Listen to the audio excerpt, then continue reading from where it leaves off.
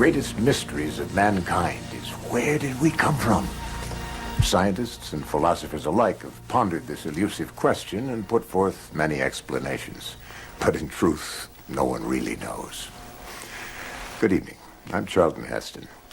In their search for answers, scientists gather evidence and develop theories based on what they observe. But sometimes evidence turns up that completely contradicts this. Footprints resembling modern man's were discovered in Texas, side by side with dinosaur tracks. Does this mean that man lived millions of years ago, at the time of the dinosaur? These 70-ton blocks were somehow transported to the Peruvian mountain temple of Ollantaytambo. The only source of this red granite is 5 miles away on the peak of another mountain. Ancient maps have been discovered which correctly depict the continent of Antarctica centuries before it was discovered by Europeans. Some claim this is evidence of a technologically advanced culture that existed before recorded history began.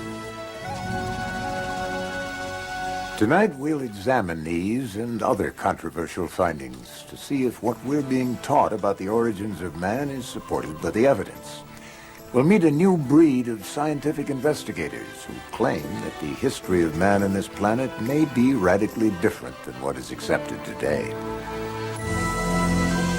Before the 19th century, Western man looked to the Bible for an explanation of his origins. In the story of Genesis, God created man from the dust of the earth 6,000 years ago. But when man dug into the earth for answers, he found evidence that appeared to tell a different story. Evolution. In 1859, Charles Darwin published his book, The Origin of Species. This book put forth the revolutionary idea that all life on Earth could be explained by the workings of nature. Instead of a supreme being creating the diversity of life, the theory of evolution proposes that accidental changes in nature are the cause. These changes are governed by the process of natural selection, survival of the fittest. Over the past 2 centuries, archaeologists have collected bones and artifacts that suggest there's a logical sequence of evolutionary steps from ape to man. Man's earliest relatives were ape-like beings who appeared around 25 million years ago. The first of those to walk upright emerged 20 million years later. Over the remaining 5 million years, he continued to evolve, passing through various stages of development until modern man, like ourselves, emerged over 100,000 years ago. Archaeologists determine the age of artifacts by the level of strata or layer of earth they're found in. Recent artifacts associated with modern man are generally found close to the surface, while older, more primitive artifacts are in deeper layers of the ground. But sometimes artifacts are found that break all the rules. Archaeologists call them anomalous artifacts. What happens when we find a modern human skull in rock strata far beneath even the oldest of man's ancestors? In their controversial book, Forbidden Archaeology, Michael Cremo and Dr. Richard Thompson have documented hundreds of these anomalous artifacts which have yet to be explained. The basic body of evidence that we've uncovered in this book suggests that human beings of modern anatomical type have been existing for many, many millions of years into the past. In 1880, California state geologist J.D. Whitney was intrigued by an unexpected discovery made 300 feet under Table Mountain. While digging for gold, miners unearthed a variety of stone tools such as mortar and pestles and ladles. Incredibly, the rock strata the tools were reportedly found in was dated as early as 55 million years old. Whitney made a thorough report in these finds and came to an unsettling conclusion. Man could be millions of years older than the current evolutionary model suggests. This bizarre evidence seems to have been well documented, yet the general public and many within the scientific community are unaware of these controversial finds. The question is, why haven't we heard of these discoveries before? Oh, I think we're talking about a massive cover-up. As I said, over the past 150 years, these archaeologists and anthropologists have covered up as much evidence as they've dug up, literally. Basically what you find is something we call a knowledge filter. This is a fundamental feature of science. It's also a fundamental feature of human nature. People tend to filter out things that don't fit, that don't make sense in terms of their paradigm or their way of thinking. So in science you find that evidence that doesn't fit the accepted paradigm tends to be eliminated. It's not taught, it's not discussed, and people who are educated in scientific teachings generally don't even learn about it. Conventional theory states that modern man originated in southern Africa around 100,000 years ago. From there, he migrated north into Europe and southern Asia, continued through Asia, and crossed the Bering Strait into the New World around 30,000 years ago. He then came down through North America and finally arrived in South America around 15,000 years ago. Yet numerous artifacts have been found across North and South America that are so old they threaten to completely overturn this theory. According to geologist Virginia Steen McIntyre, she was silenced at the height of her career because of her determination to report the facts. In the summer of 1966, a collection of stone tools, including this leaf-shaped spear point, was uncovered at Hoyatlaco, Mexico. To find out exactly how old the spear points were, a team of experts from the United States Geological Survey was called in to date them. When we first began to work on the Hueyatlaco site, we thought we had an old site. This was back in '66, and we thought it was perhaps 20,000 years old, and at that time that was considered a very old age for the site. We did what they call radiometric dates, which gives an actual date range, and we used two different methods to do that. One was using uranium atoms, another one was using little zircon crystals. When we finally got the dates and all the different methods we used to date it, it came out to be 250,000 years old. To tell you the truth, I would have been happy with a 20,000-year-old date. It would have made my career. It was very old for the time, but it wasn't so old that it was that controversial. People can take 20,000-year steps. They can't take steps that are over 200,000 years at one time. And I was rather naive. I thought, okay, we've got something big here, but I'm just going to stick with the date. We've got the information, we got the facts, let's get the facts out and go on from there. And I didn't realize it was going to ruin my whole career. According to Dr. McIntyre, because she stuck to the facts, all of her professional opportunities were closed off. She's not worked in her chosen field since. The site was closed and permission for further investigation was denied forever. It's not necessarily a deliberate conspiracy in the sense of some people getting together in a smoke-filled room and saying, we're going to deceive people. It's something that happens automatically within the scientific community. So when a given piece of evidence disagrees with the predominant theory, then automatically people won't talk about it, they won't report it, and that means that science fails to progress in the way that one would hope.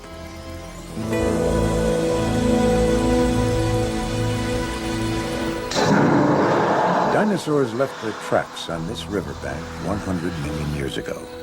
Did humans walk here at the same time? Next, a man who claims these prints are proof that humans lived with the dinosaurs.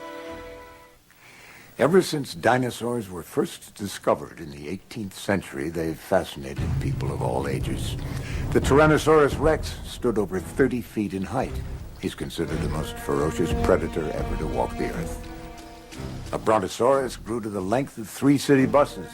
He weighed more than 90 tons.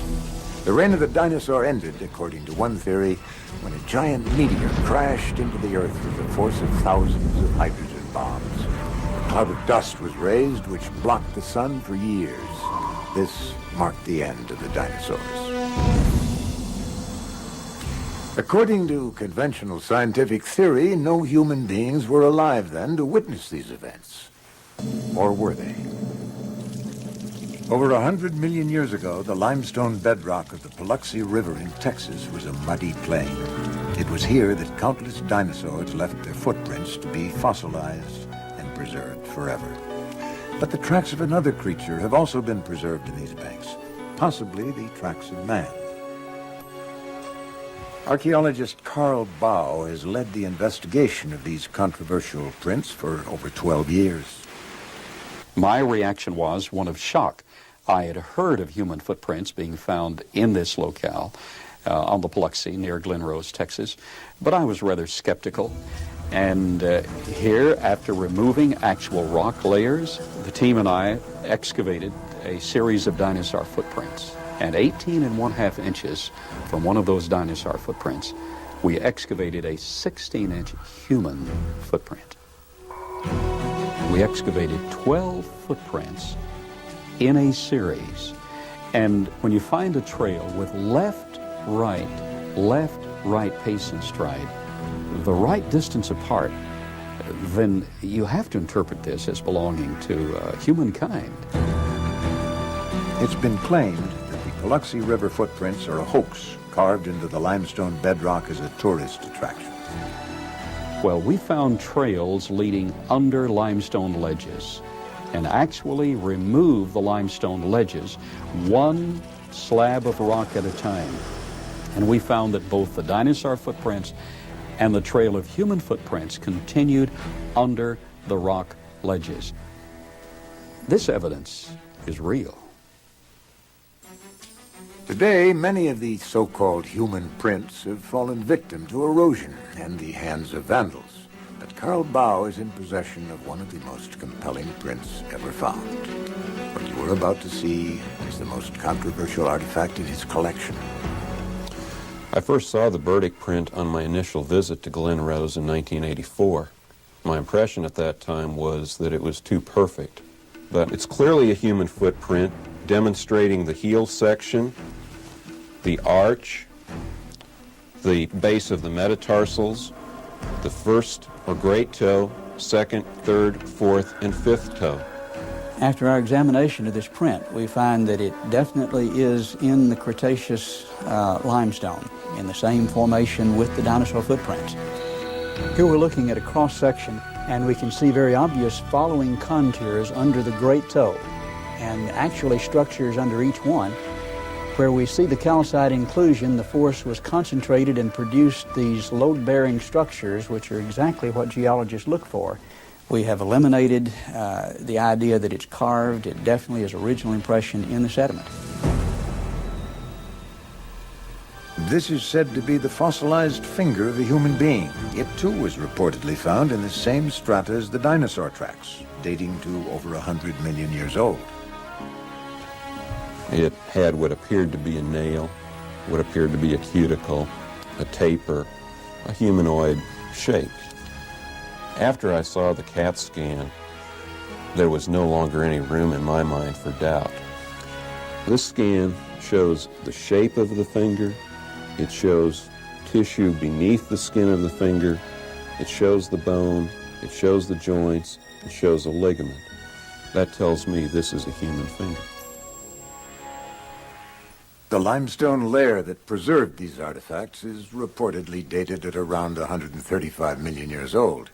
Yet, as we saw earlier, objects have been found in rock strata much older than this. In Klerksdorp, South Africa, hundreds of metallic spheres were found by miners in Precambrian strata, said to be a fantastic 2.8 billion years old. The controversy centers around the fine grooves encircling some of the spheres. Lab technicians were at a loss to explain how they could have been formed by any known natural process. According to the curator of the Klerksdorp Museum, Rolf Mars, these spheres are a complete mystery. They look man-made, yet at the time in Earth's history when they came to rest in this rock, no intelligent life existed. They're like nothing I've ever seen before. Author-researcher David Hatcher Childress has written numerous articles on the coexistence of humans and dinosaurs. I think that one of the solutions to the paradox of dinosaurs and people together and the vast discrepancy in time the whole timeline of millions of years versus only thousands of years can be explained in a cataclysmically geological view of the past, where rather than geological events taking place over millions of years, they take place more quickly, and what is 1,000,000 years on a geological time scale is in fact only, say, 1,000 years. And therefore it's going to bring all this dating much closer to us and make it possible so that in a scientific way, man and dinosaurs can have existed together in the past, and in fact, dinosaurs can still be alive today in small numbers in remote areas of the world. For instance, in 1977, a Japanese fishing boat off New Zealand brought up out of the water the carcass of what appeared to be a plesiosaur, an animal that should have been extinct for millions of years. Although the authenticity of this photograph has never been disproved, skeptics have claimed it's merely the body of a decomposing shark.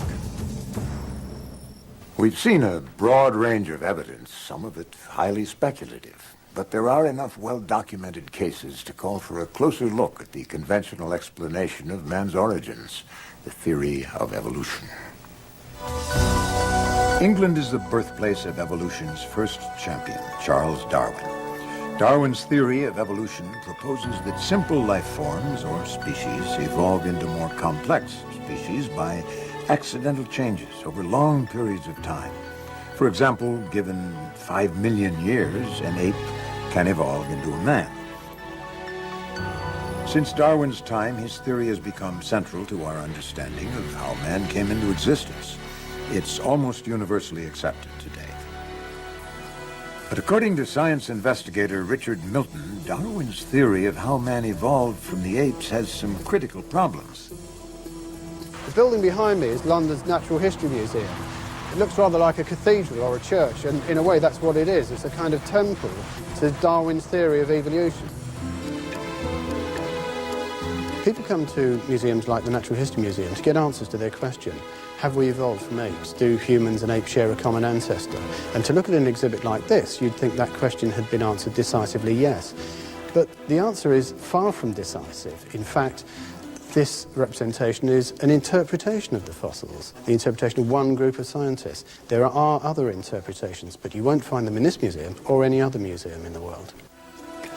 In the model of the evolutionary tree, man and apes are said to share a common ancestor. However, evidence of that common ancestor is highly contested. That's why it is still called the missing link. When Darwin's theory of evolution was embraced, it was assumed that in the next century enough fossil evidence would be found to prove that man had evolved from the apes. Darwinists have promised us a missing link, and so they've got to deliver. They've got to come up with one. Any missing link will do, it seems. Every so often a skeleton is found in Africa.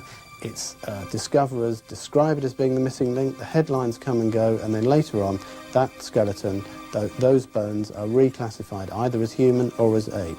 And so far, the missing link is still missing.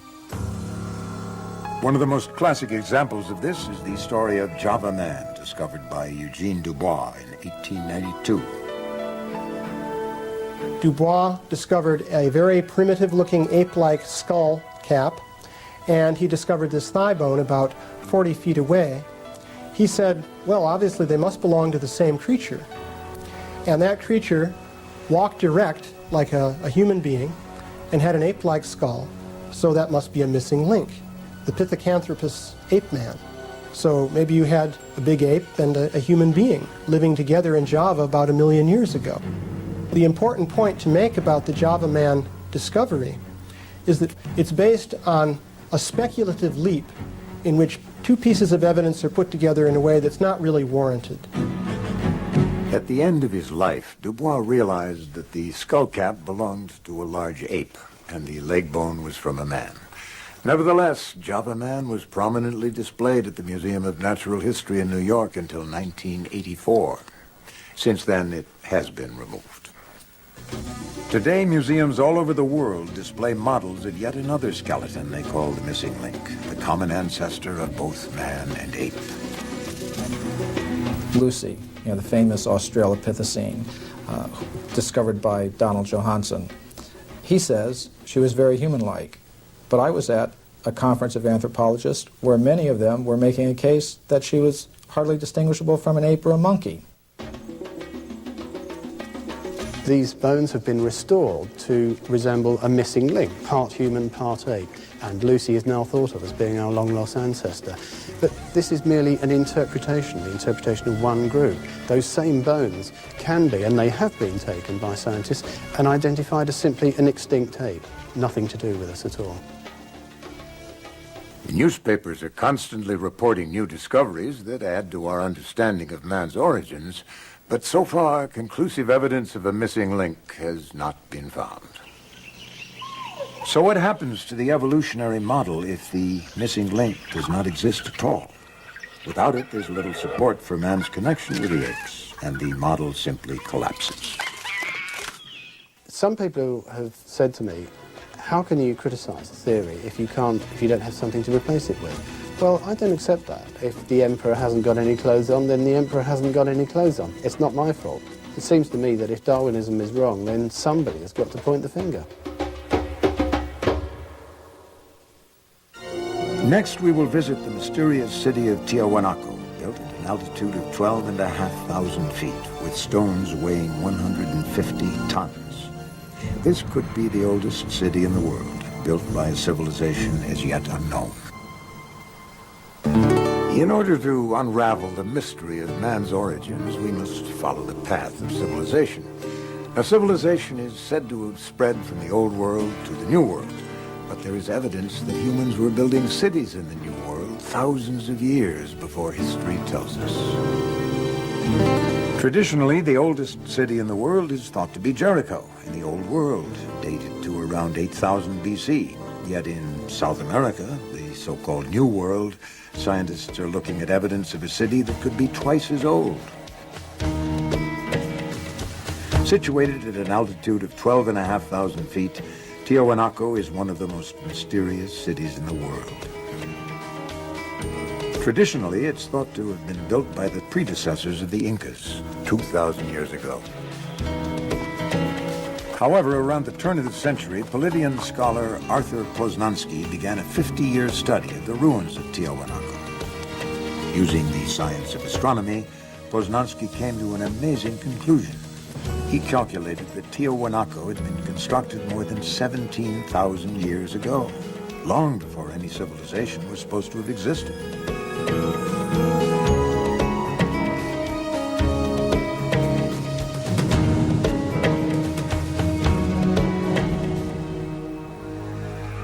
Poznansky called this fabulous city the cradle of civilization. Even though the accuracy of Poznansky's measurements were confirmed by engineers, his conclusions about the age of Tiahuanaco have never been accepted.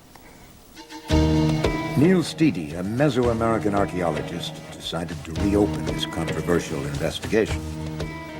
I met with Dr. Oswaldo Rivera, who is head of Bolivian archaeology. The doctor, though he disagrees with Poznansky's findings, was more than willing to help in every way possible so that we could retrace Poznansky's steps. Neil visited Dr. Rivera's newest excavation site, the Acapana Pyramid. Today it's mostly in ruins, but the base is miraculously preserved and still testifies to the advanced capability of its builders. The facing stones of this site are perfectly set with no mortar. We took a needle, and that needle we tried to insert at every point along the joint, and the needle couldn't be inserted. A perfect cut. One of the most baffling questions for Poznansky was why they built Tiahuanaco with such precision. This, he felt, was an important clue to the age of the structure. Now, the ancients constructed the site with astronomical alignments in mind. As the sun rises each day, it moves along the horizon and arises in a different spot.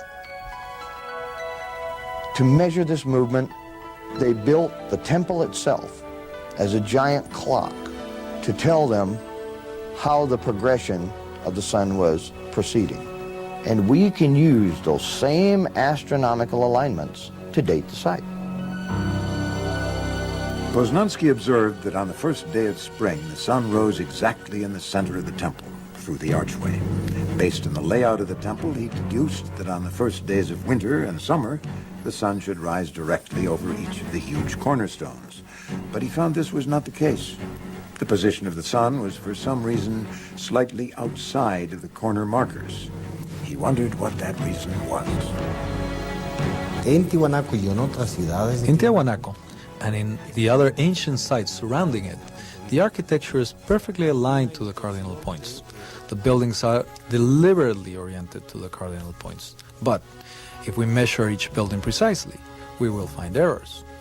I believe these are simple errors of construction, not at all related to the date of construction. After observing the perfection with which this site is built, with 100-ton stones, to suggest that such things as the solstice markers are misaligned, I find incredible. No, I think the solstice markers were probably very precisely located, as everything else in the site. And in fact, this is the very argument that Poznański used to calculate the antiquity of the site. By measuring the angle of the cornerstones and comparing that angle to today's sunrise position, Poznański was able to calculate that Tiahuanaco was built 17,000 years ago. At that time, the tilt of the Earth's axis was slightly different than it is today. So the summer and winter suns would have risen directly above the ancient cornerstones. The only correction that I would make is that we now have better astronomical measurements due to satellites and computers. And I would suspect the date would be more like 12,000 years ago. But that still makes Tiahuanaco the oldest city known on the face of the earth. In his Chronicles of Peru, written in the 1600s, Garcia de la Vega wrote that when the Spanish first arrived in South America, they asked the Incas who built this incredible city of Tiahuanaco. Did you build it? The Incas said, no. In fact, they laughed at the idea. They said, we had nothing to do with it. This was built thousands of years before our time. The current view says that man arrived in South America around 15,000 years ago, a wandering hunter-gatherer. Yet the evidence we've seen suggests that Tiahuanaco was designed by an advanced civilization. A chance discovery reveals just how advanced they may have been. While restoring the ancient temple of Pumapunka, Dr. Rivera and his team discovered a long-lost secret of the ancient builders. They found a strange depression between two blocks of stone. Upon clearing out the debris, they noticed the unmistakable glint of metal. Whoever built Tiahuanaco came up with a very ingenious method for holding together the huge stones which they used to build the site. They carved a groove in the edge, and into this groove they would pour a molten alloy, which later hardened into a staple. What I find amazing here is that to move to each site where the staple was needed, they had to have something like a portable smelting plant to maintain this metal in a molten state. Mysterious metal clamps revealed a level of technology far beyond their time. The antiquity and the technological sophistication of Tiahuanaco should make each and every one of us fully question the origins of civilization.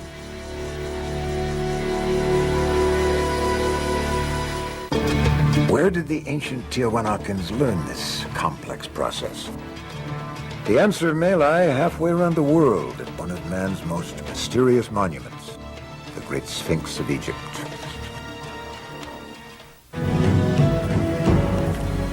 Is it possible that there was an advanced civilization on this planet thousands of years before history tells us? Investigative journalist Graham Hancock considers this to be a very real possibility. He has dedicated 9 years of his life to tracking down the evidence. This monument is one of a category of monuments from all over the world. These monuments have certain things in common. First and foremost, enormous blocks of stone, gigantic, weighing hundreds of tons. Secondly, very precise scientific astronomical alignments. And thirdly, the greatest mystery of all, we don't know who built these monuments. Hancock points to a number of sites throughout the world which exhibit gigantic stone construction. This is called megalithic architecture. The immense fortress of Sacsayhuaman in Peru is comprised of individual granite stones, some weighing 360 tons. That's the equivalent of 2 diesel locomotives. The Osirian in Egypt is made of tremendous pillars of red Aswan granite, some of which weigh over 100 tons. My own view is that what we're looking at here is a common influence that touched all of these places long before recorded history began. A remote third-party civilization unidentified by historians that had a presence in Mexico, that had a presence in South America, that had a presence in Egypt and elsewhere, and that left behind a legacy of knowledge in all of those places. In 1993, an independent Egyptologist, John Anthony West, shocked the world with geological evidence that the Sphinx in Egypt could be 12,000 years old. Recently, astronomer-engineer Robert Bauval, using a computer model of the Giza Plateau, made a startling discovery which seems to confirm this ancient age of the Sphinx. In very simple terms, the first thing that one realizes when you look at the pyramids of Giza is that they're designed along astronomical principles. We're finding that the astronomy is leading us to conclude that the Sphinx was erected in 10,500 BC. And this matches exactly with the ideas that have been developed in the geological analysis of the Sphinx. So there are 2 hard sciences now indicating that the Sphinx could be very, very old, and going back to the 11th millennium BC. According to Graham Hancock, if Tiahuanaco and the Sphinx were both built around 12,000 years ago, they may have had a common source. Consider these similarities between the Americas and Egypt. Both have huge pyramids, precisely aligned to the cardinal points. Temples with megalithic stones, with extremely fine joints of less than a 50th of an inch. Both Egypt and the Americas used royal headdresses of similar style. Both employed a unique style of construction using L-shaped corners. Both used the same style of metal clamps to hold huge stones in place, and both cultures used the process of mummification to preserve and honor their dead. These compelling similarities between Egypt and the Americas suggest to some that a sophisticated group of seafaring people crossed the Atlantic thousands of years before Columbus. A collection of ancient maps suggests they may have had a knowledge of the world which has never been explained. In 1929, rolled up on a dusty shelf in a library in Constantinople in Turkey, a map was found. This map had been drawn in 1513 by a Turkish admiral, Admiral Piri Reis. The strange thing about this map is it shows features of the Earth that nobody in 1513 should have been able to know. Before the 18th century, sailors ran the risk of crashing their ships onto rocky coastlines because they lacked one thing, the ability to calculate longitude. For that, you need an extremely accurate clock. It wasn't until 1790 that the first accurate marine timepiece was invented, and sailors could pinpoint their position on the seas. Yet 250 years before this clock was made, Piri Reis had drawn a map which showed the coastlines of Africa and South America within a half a degree of longitude. And as Piri Reis himself told us, that knowledge was not his knowledge. It was knowledge that he'd borrowed and copied from earlier maps.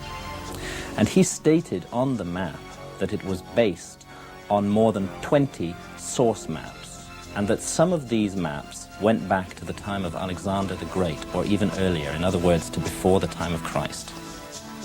So the mystery is, where did these source maps come from? Who charted the globe long ages ago with an accuracy that we ourselves can hardly match today? A professor of science, Charles Hapgood, was combing through the map room of the Library of Congress when he made a startling discovery. As my eyes fell upon the southern hemisphere of a world map drawn by Orontius Phineas in 1532, I had the instant conviction that I had found here a truly authentic map of the real Antarctica. The mystery of this map is it shows Antarctica as it looks under the ice long before Antarctica is even supposed to have been discovered. And perhaps the greatest mystery of all is that it shows the Antarctic Peninsula not as it looks today, covered by more than a mile of ice, but as it actually looks underneath that covering of ice. Now, we ourselves have only known what the land under the Antarctic Peninsula really looks like since 1958, when seismic surveys were taken across the ice cap. Hapgood put his theory to the test. He compared the Orontius Phineas map with a map of Antarctica as it looks covered with ice. The maps were similar, but details of the coastline were obscured by the ice. Then, using a map created by seismographic survey, he was able to compare the actual coastlines of Antarctica with the Orontius Phineas map. When the maps were overlaid, the similarities astounded him. The clearest deduction of all is that whoever drew up those original source maps thousands of years ago had a level of technology as high as our own. They had explored the whole globe from north to south and from east to west. So this is testimony of an advanced and as yet unidentified civilization in remote prehistory. A woolly mammoth was frozen so quickly that its last meal of buttercups remained fresh in its stomach for thousands of years. This sudden drop in temperature may be a clue to the disappearance of the unidentified civilization Plato called Atlantis. If a technologically advanced culture did live on the Earth thousands of years ago, what happened to them? The Greek philosopher Plato described an advanced civilization whose legend was preserved by Egyptian priests. As the story goes, Atlantis was a great empire of engineers and scientists who were in many ways more technologically advanced than we are today. It was destroyed 12,000 years ago by floods and earthquakes, forcing its survivors to seek refuge all over the world. For centuries, scientists and explorers have searched in vain for a continent that fits Plato's description of Atlantis. So far, no sign of this vast island empire has been found. Some say it sank into the Atlantic Ocean. Others say it was destroyed by the volcanic eruption of Thera in the Mediterranean. But researcher Rand Flemath believes he's found a location that no one else has ever considered. Atlantis, he says, is buried under 2 miles of ice. Up until now, the search for Atlantis has been restricted to 2 bodies of water, the Mediterranean Sea and the North Atlantic.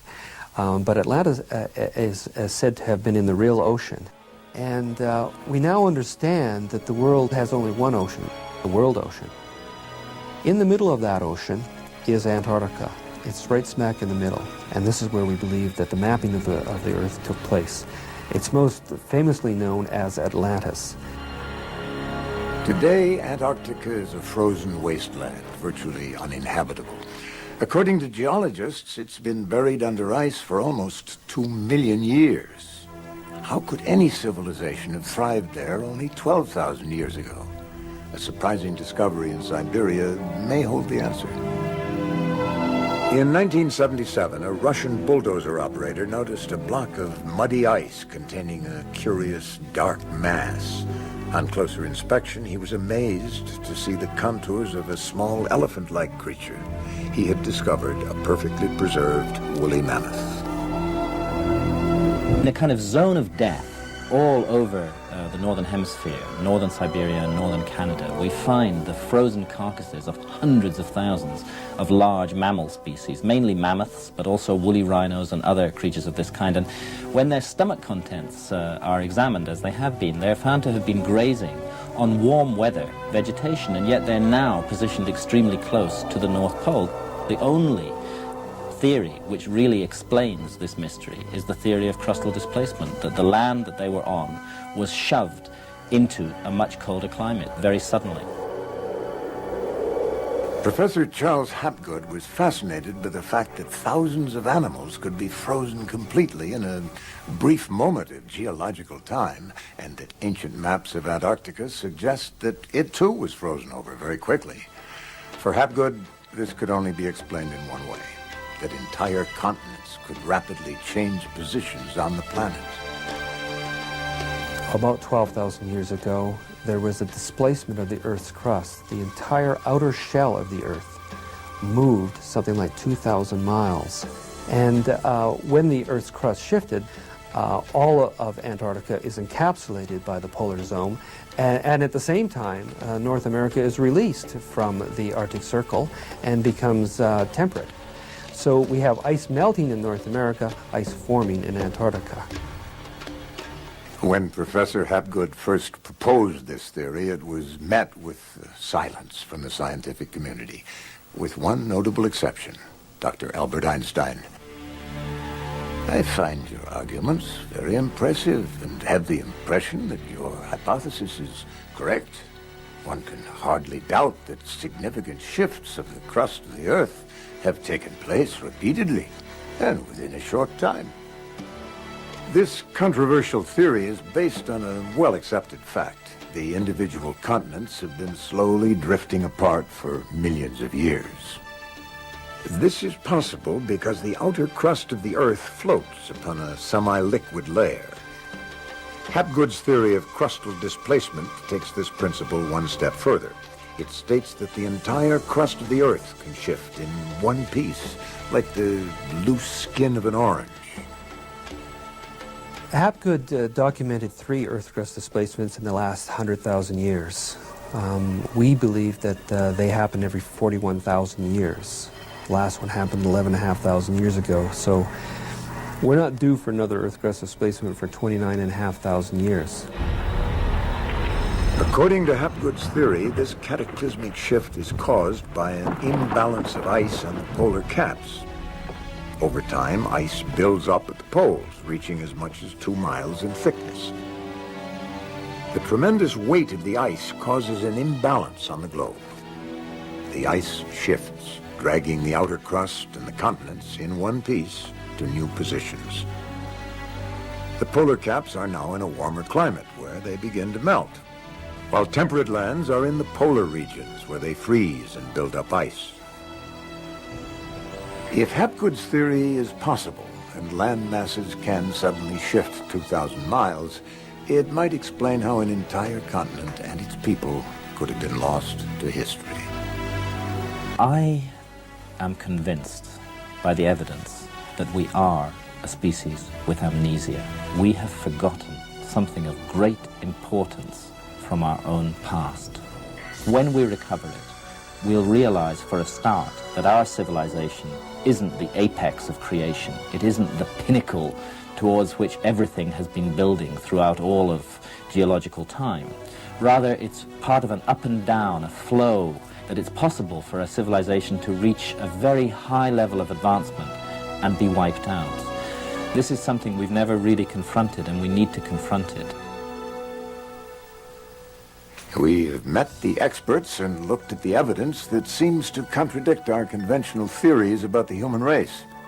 Numerous artifacts indicate to some scientists that man could be millions of years old, throwing into question our descent from the apes. Ancient maps and megalithic architecture suggest that an advanced culture may have existed 12,000 years ago, their homeland wiped out by a cataclysm that rearranged the entire face of the planet. It's been said that man has made the climb from Stone Age to civilization more than once, and that our present time is just the latest in this cycle. But only if the evidence is allowed to speak for itself will we ever learn the truth about the mysterious origins of man.